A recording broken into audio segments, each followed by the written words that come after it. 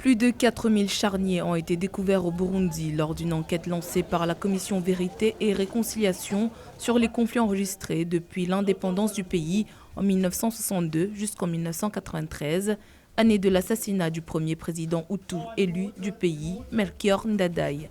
Un charnier a été ouvert au public dans la capitale burundaise Bujumbura ce dimanche 19 janvier. Il contiendrait les restes d'environ 270 personnes. Les familles à la recherche d'êtres chers perdus ont été autorisés à passer au crible les restes en ruine. Provisoirement, on est en train de les garder quelque part, dans les sacs mortuaires pour les ossements, mais le matériel personnel qui était trouvé dans les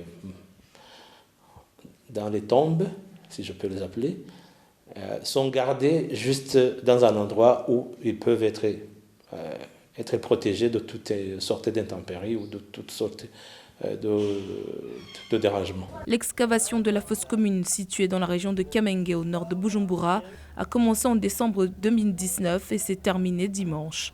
Elle a été ouverte au public ce lundi 20 janvier.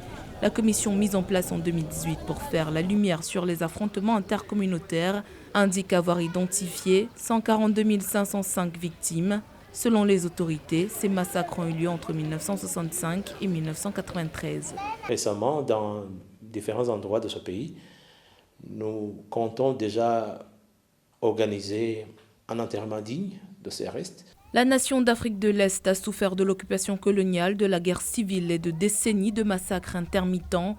Une grande partie de la guerre civile au Burundi, qui a tué 300 000 personnes avant de se terminer en 2005, avait des connotations ethniques. La commission qui devrait publier mardi 21 janvier un rapport sur les découvertes d'autres charniers est chargée d'enquêter sur les massacres et de réconcilier les Hutus et les Tutsis.